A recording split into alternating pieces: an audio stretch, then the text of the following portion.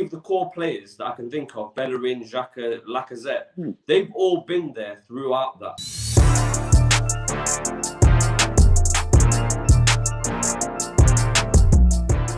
Yes, people, it's TWG, the TheGymGooner, and in the biggest week of Arsenal season and Arteta's career, I'm joined by Kenny Ken. How are we, Ken?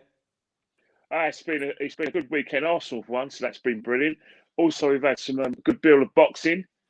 Congratulations, firstly, to Sonny Edwards winning his flyweight championship, world title holder now on Friday. Also, I want to pay tribute to the winners, Katie Taylor, Joseph Parker. Commiserations to Natasha Jonas. Commiserations to Derek Chisora, and commiserations to Craig Richards and James Tennyson. All just wasn't meant to be for those fighters, and it was meant to be for the fighters who won their titles. So all good this weekend, but most importantly, it's the Arsenal. Plus, how to organise a protest and get it and be good at it. Massive in the world of football, obviously, with the protest that actually led to the cancellation of a game, which is huge for fans, huge for owners to start taking notice. Well, it's a poking eye for Sky TV. So let's not forget that the reason why Sky TV and the Premier League are very much against the ESL, because simple reason is that it threatens their framework, it threatens their control of the English game and their influence in European football. Let's not forget that Sky charge fans through the roof for their matches, the kick-off times, and that's not just Sky, it's the Premier League who do that for the convenience of their owners. And most importantly, let's not forget pay-per-view, the 15 quid they'll charge in fans. So, it's a case of like gangsters not wanting new gangsters in town to control their turf. So I have no sympathy for Sky. And it was like they instigated the protests, they instigated the opposition to the ESL, and they didn't bank on their most profile game, i.e., the biggest game in English football, England, Man United versus Liverpool. They didn't, plan on that being disruptive. So not only have the Premier League had a jab on the nose, so Sky, and also the people across the world. I'm sure the Glazers are going to definitely have to take notice, because that's it. Man United and Liverpool, that's the game. That's the cash cow. That's where they make their most money. Yeah. And it's off. Yeah, I mean, sticking with this, the whole movement of takeovers and owners and such, the latest news and update, the apparent takeover of Arsenal. Did you tune into Monday Night Football at the start with the comments from Thierry Henry? I think what Thierry Henry is that I haven't tuned into it because I was out, but I'm getting a gist that Thierry Henry has confirmed that himself, Dennis Bergkamp, and Patrick Vieira are in talks with Daniel Ek, and that Daniel Ek does have plans to buy the club and also return Arsenal to its DNA. That's it, yeah. Whatever the DNA is, I'll never know, because Thierry Henry, was at the club for 10 years. There's no such. I think if you really, really want the Arsenal DNA, then I think what's happened is it's what you make of it, because there's no rules when it comes to the DNA. You just evolve as a football club. But I get where Thierry Henry is coming from in terms of like the Arsenal that he fell in love with. That's it. But if he really wants the Arsenal DNA, then he needs to rewrite history and get back to Highbury. Really. Yeah. I mean, obviously that's not really an option. I mean, the quotes that I found online from what Thierry Henry has said. Firstly, he confirmed that it's true, and he said Daniel is an Arsenal fan, which is for us is a massive thing, because it means that straight away we can make that connection. Because what we go through as fans when we're watching it, whether it's a player, a manager, a story about a transfer, we're all glued into it, and we all want it to happen or not happen based on obviously what it is. The fact that he's an Arsenal fan himself, and this has been confirmed by Thierry Henry of all people, I think that in itself is a massive thing. He said he wants to inject the Arsenal DNA back into the club, which for me is long gone. And me personally, I have to agree with that 100%. The DNA, the identity of Arsenal Football Club, for as long as I've known it, is simply not there anymore. Whether that's on the pitch or whether that's off the pitch, the whole DNA and the identity of the club has completely changed. What's your thoughts on that? Well, I think the thing is that unfortunately, if you look at football in the whole DNA and identity has changed because the simple reason is that football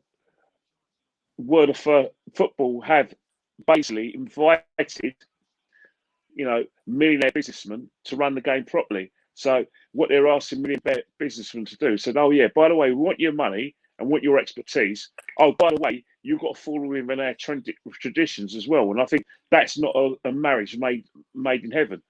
Like, for instance, if you look at any football club now, the thing that football clubs are looking at, they're looking at the corporate angle. They're also looking at the situation where they can, how do I say it, spread the Arsenal diaspora, spread the Chelsea diaspora of all their football clubs through the Premier League and through, televised games around the world. They're more in tune with globalised fans, and that's that's just factual. So in terms of like the Arsenal DNA, that is kind of relative to certain people. For instance, if you talk about Arsenal DNA, you're going to, and you speak to someone who's like yourself, who's a British fan, has connections to North London as well, you're going to think the Arsenal DNA is fans who go to games on a regular basis or when they can go to games. And that invariably is British people who live in the UK, preferably in the London area. That, for them, that's the Arsenal DNA. But for others, the Arsenal DNA is, the French connection with Arsene Wenger, the fact that fans from all the world are involved. So it's very subjective, what you call the Arsenal DNA. But the situation is as well, Daniel Ek says he's serious. And, I listened to Carve Solico and he's saying that he doesn't play by the rules, whatever the rules are. Well, he hasn't played by the rules because he's made he made it very public what he wants to do. And he says he's not taking no for an answer. Yeah. The flip side is, if you believe what Kroenkes has said and they've made it official that Arsenal's not for sale, and then you'll read an article yesterday where apparently Arsenal's been on the market, allegedly, for 2 years. So maybe Daniel X looked into that. But saying that, in terms of like what the Arsenal DNA, well, basically, if you really want the Arsenal DNA, it's just winning titles, playing in Europe regularly, probably winning the odd European competitions, and that's the Arsenal DNA. So I think when you use the things like the Arsenal DNA means a lot to different fans, especially now that our overseas fans, we want them to be part of our club as well. Yeah, that's a massive point, to be fair.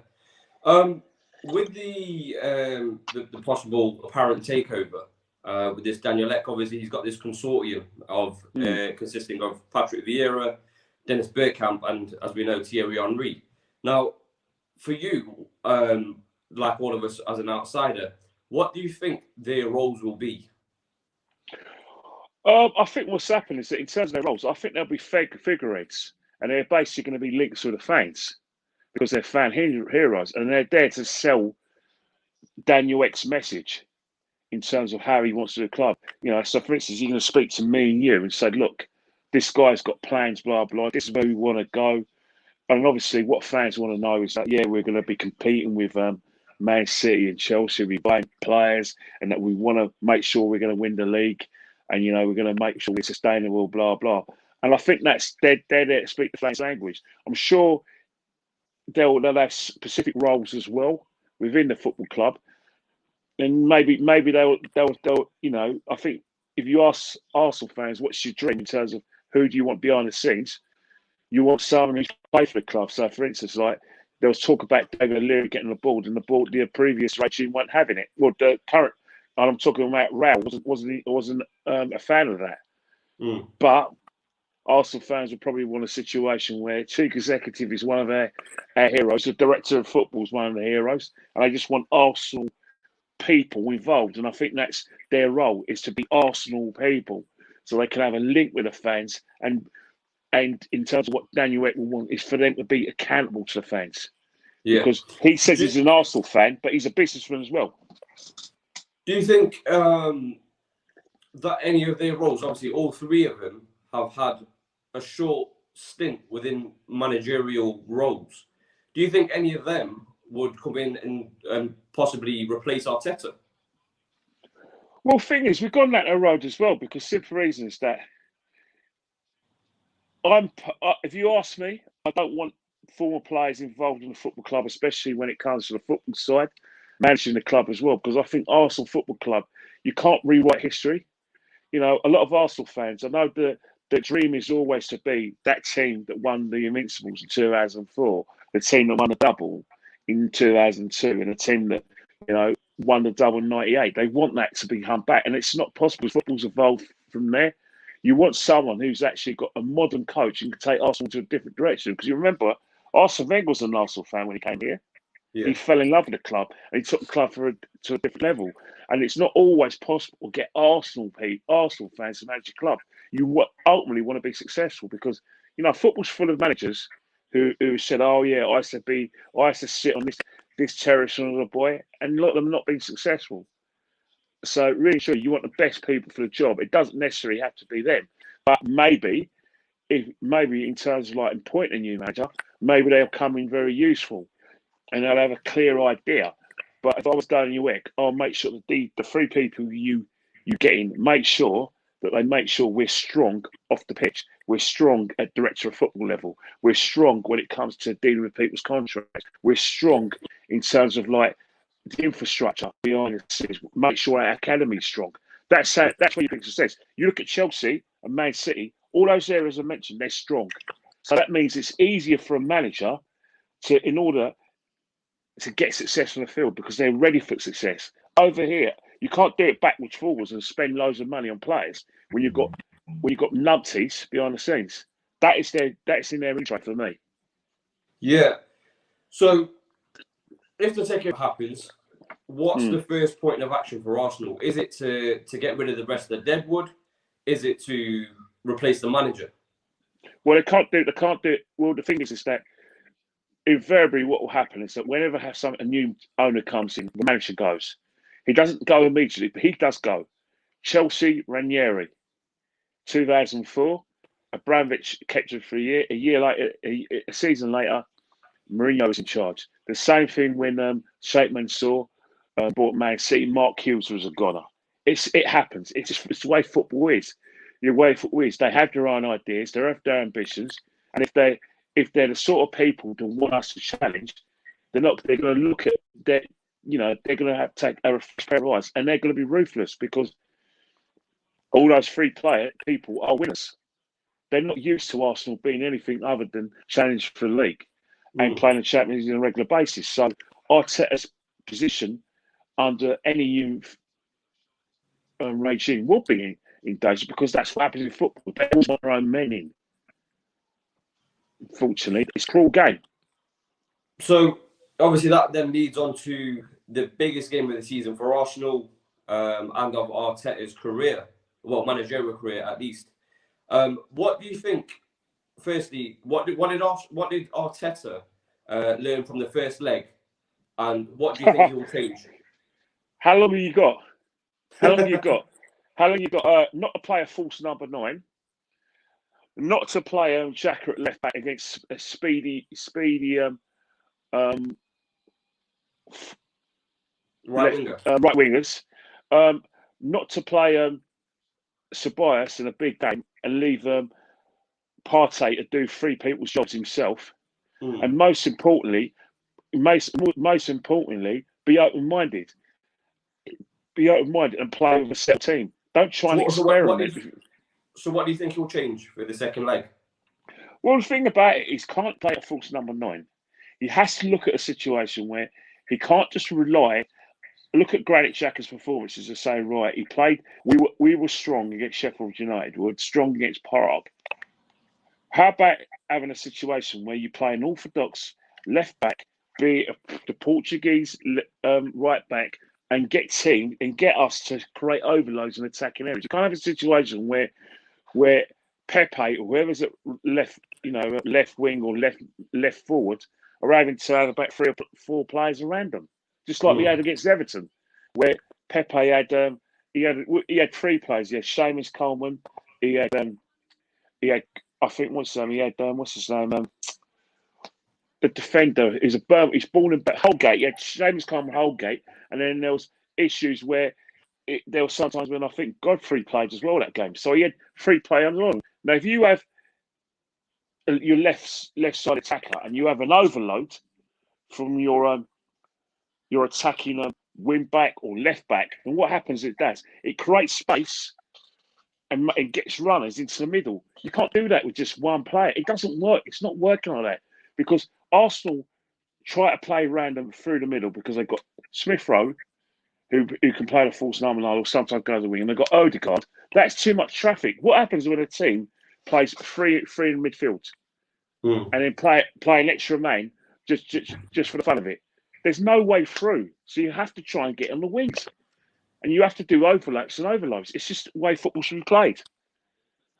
So, if Arsenal don't get to the final, is that curtains for Arteta? Yes, because he's if you ask Arteta what's his appraisal and development, and that's to get in the top 4 and get to that is his appraisal development. Whatever assurances he may have been given by the board, surely they didn't envisage that we'll be lose home and away to Wolves, lose home and away to Aston Villa, and be flirting between 9th and 11th. I don't think that was part of the that was on his appraisal and development. And the situation now is that fans are divided. There are fans now who are probably not as vocal as myself and the Rats, as we're called, but there's other fans now who what we call in football, in political terms, floating voters. So those people are the ones who think, well, I'm sorry, as much as I want Arteta to do well, I can't accept the fact that, this is his last chance, he's blown it. They are now of that opinion. So, okay, let's say if Arteta was to be replaced, whether that be through the takeover or whether he obviously fails to get to the final and so forth, who would you want in? Well, the person you want in, first for start, you want someone who's a modern coach who's got a clear style of play. Because one of Arteta's biggest mistakes he's made, and it's a cardinal sin, which I think Jose's done as well. For a start, you have to develop a clear playing style which suits your squad. Doesn't matter if you don't have the players you want. You have to get the players doing what they're good at in order to get results. Because Arsenal have to win every game. He's forgot that. And that's to his detriment, and to the fans' detriment, and the club's detriment. So you want someone who has that sign of experience, who knows what he wants to do, and he's going to do it, and he's going to understand who he has at his disposal. Many managers like Arteta have gone to clubs, they try to do things that the players can't do. Remember the ball at Crystal Palace? Remember that first 4 games where they got battered, and it didn't last long. They had to sack him. Why did they sack him? Because he forgot the basics of management. He basically tried to get Crystal Palace to play a continental style of play when they had players who can only play direct football. So that's what Mikel's doing with Arsenal. I mean, with a new manager coming in, whether this takeover was happening or not, if a new manager came in,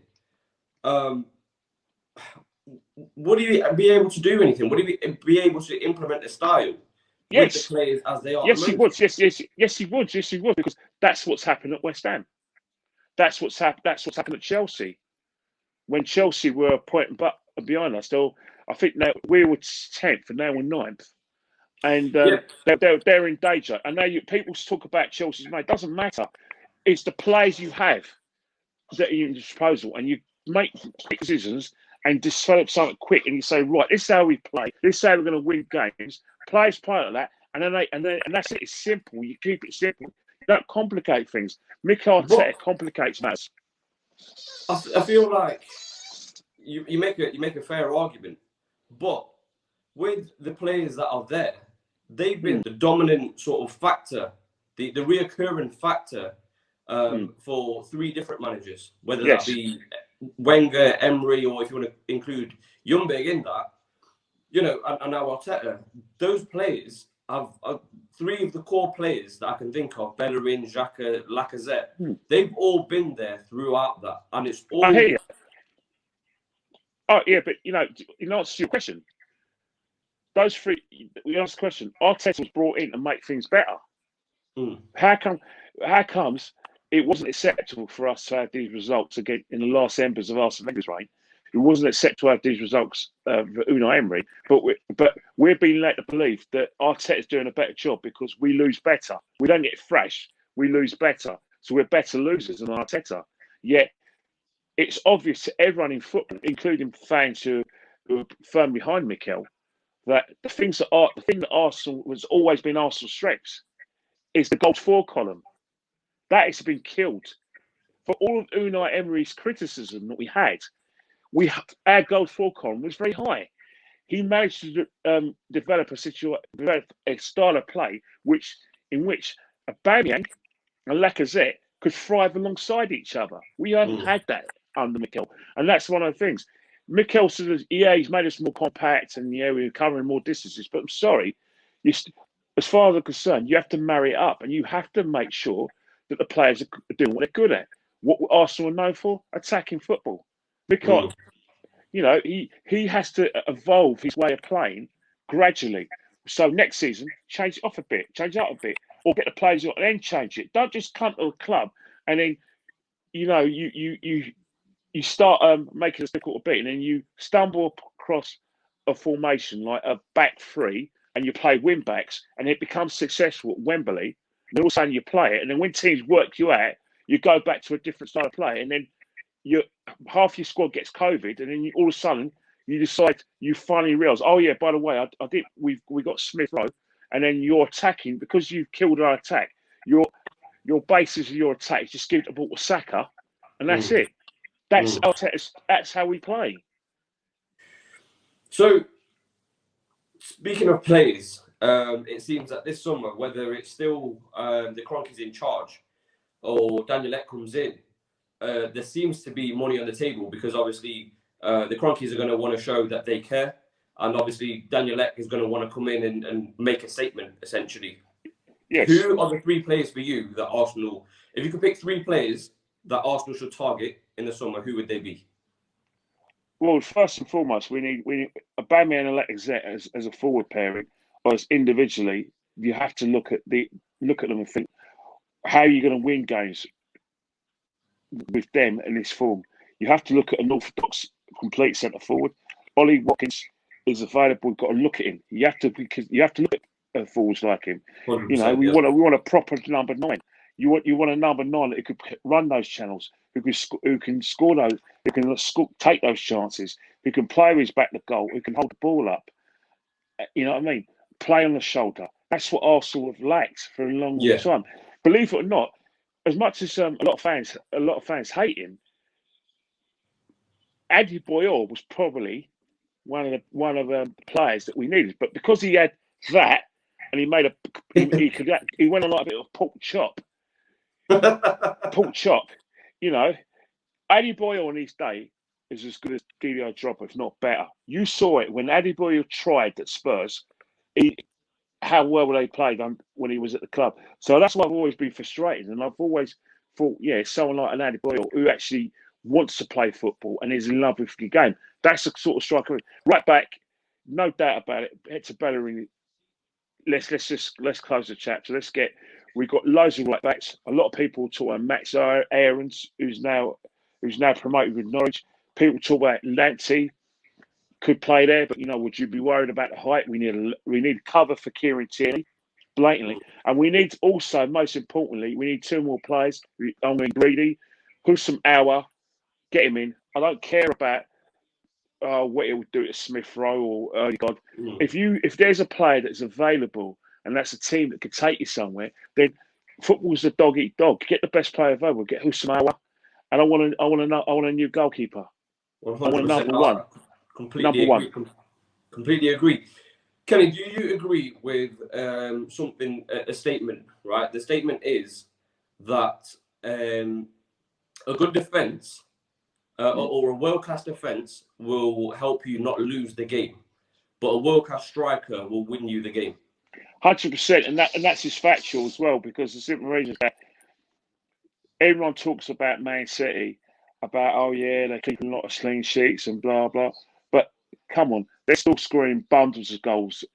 People talk about Liverpool, and they talk about Alisson in goal during the glory years for Liverpool, and they talk about Van Dijk as well during the glory. But trust me, without Mane, Salah, and Firmino, it's not winning that league. It's just not happening.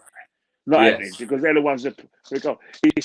It's no coincidence that one of the reasons why Liverpool are struggling is because in games at Anfield, Salah, Mane, and Firmino aren't scoring enough goals. It's only Salah who's now scoring goals. If Mane and Firmino have scored contributed probably 20% more in terms of goal output, Liverpool are in that top four just like that. Probably missed out the league. But that's the thing. It's the goals when you go, and a good strike when you go. There's no. You think about the games that are really, really close. All right. People say we're not losing badly, we're losing narrowly. Fair enough. Respect to that. But in all those things where they say we're losing narrowly, I always think my argument has always been, if you're on the front foot, then those narrow games, you're winning them. Yeah. Now, if you're playing how we're playing, then what will happen is that, yes, you're difficult to beat. All it needs is for a set piece from the opposition, a bad decision, a mistake by your goalkeeper, and then the game's over. Yeah. Because you're not on the front foot, you're not creating the chances. You're basically going a goal down, and then you're making it difficult for you to get yourself in the game. And then what you do is chasing games. That's not the way to go. You can't win. You've got yes, be compact, which I love. Be good defensively, but remember what you're there for. Is to win. Is to play attacking football. And Arteta does not play attacking football. So, following that, then, firstly, I'm so happy that you've agreed with that statement. That's something that I've thought of myself, and I thought, let me get Kenny's opinion on that statement itself, because I've had arguments here and there with people in person over Twitter and everywhere, just to say, if you can't score goals as a team, if your striker can't score goals, you won't win the match. You might. Yeah, but you know what? It's a cliche. You got to remember, it's a cliche. The other is a cliche because you look at Jamie Carragher on the Monday Night Football. You look at Gary Neville as well, and one of the things that they've always the reason why they've used that is because they've always assumed that Liverpool, in terms of their attack, have always never been wanted for goals, and they thought they could just marry it up and close that gap in terms of like the goals they were conceding, then they'll challenge. I think that's what they're referring to, but because their defenders use that. But if you look at Man United now, one of the things that Man United is that collectively, obviously people slag on Maguire, but defensively they're actually quite strong. But what Man United are missing, people say, because Man United, the top Man United sides play wingers. They always put wingers, so they've missed probably a winger. Or tried Daniel James, but they'll after Jadon Sancho in order to like stretch teams, especially at Old Trafford, and then they have great chances for that. Means that will get Martial and Rashford and Greenwood playing more centrally if they could stretch things for a wing, because that's Man United have always played well when they've had wingers, so that's what they're missing. But what Arsenal are missing is genuine creativity. Don't get me wrong. If you look at you talk about Arsenal's creativity, right? And you talk about Odegaard, Smith Rowe. You'll think, well, who's created the most chances of the time? It's still going to be someone like Saka. Yeah, Smith Rowe. My thing is, you can have as many creative players in your team, but if the player who the chance is given to, so you can have as many players that can create a chance. If the player that the chance falls to can't put it away, then there's no point in the chance anyway. Well, yeah, he is. But the thing is that you talk about the chances that Lacazette misses, and I do agree with you on that. But in terms of like creating regular chances and keeping teams under pressure, we're just not doing it as much. I know people will say, well, Mesut's not on the side, but when Mesut does play, it's not the same player as he was when he was at Real Madrid. So that's a redundant point. But I still think that Arteta's methods, especially attacking methods, are not conducive to us, challenging for big titles and winning games. Speaking of big games, finals, the biggest game is on Thursday. What are your predictions for that? You know what? He's got a selection problem now because Newcastle. I know Newcastle were abysmal, but one thing is that the situation is now he doesn't have to play the false number 9 because Aubameyang passed his fitness test. Yeah. So that's the thing.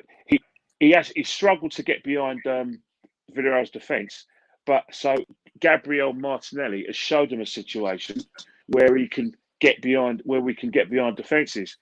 One of the things he was looking at, and one of the things we definitely miss, is defenders who can bring the ball out and bring the ball out and just in terms create attacks with long balls and good passes.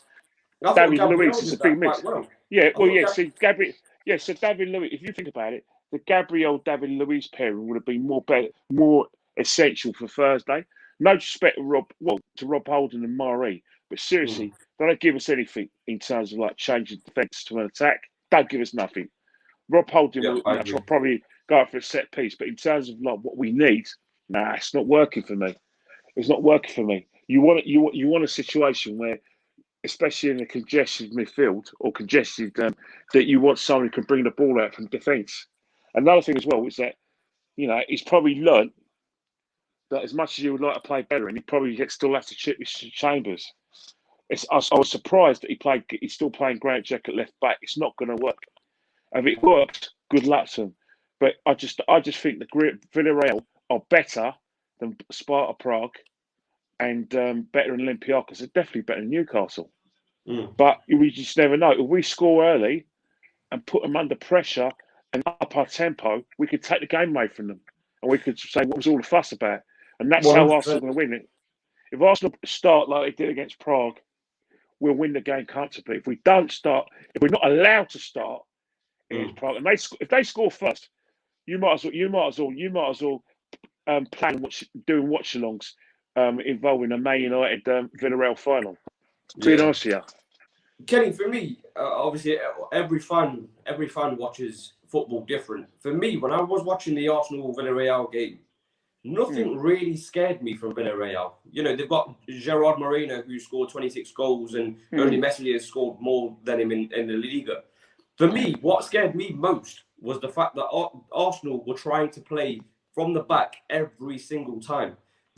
What scared me most that's was not errors change. about to come. Yeah, but you also get individual errors because simple reasons that if players don't know their jobs. If, like for instance, you're going to get an individual error if you allow, a right-sided inverted winger to run in a box, create havoc, and then everyone bunches up. If spinning the ball worms free, that is going to create havoc, and then a Valencia attacking midfield is going to be a first that. And then the second goal, I don't care what anyone says. If you allow the opposition to flick the ball on, it's danger. You might as well pray, because what will happen is that because you're on the wrong side defensively, then what will happen? That will leave space for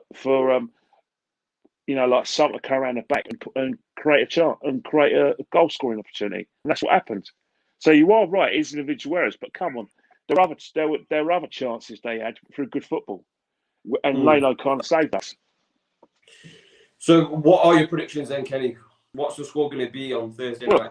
I'm optimistic. I think it's going to be it'll be 3-1 Arsenal, optimistically. But if you want me to be on it, that's my heart. My head says, not sure, because I think that semi-final of the FA Cup. Remember, you got a coach who knows us, and you've got a coach who genuinely has players who can actually hurt us, and there is pace and strong running in terms of like CHOYG, especially when he's going to have loads of space to run into at the Emirates. different kettle of fish. You know what I mean? I mean, if Kieran Tierney plays, I feel like I hope he does. For me, if he plays, I'm saying we're shoo-ins to win the game.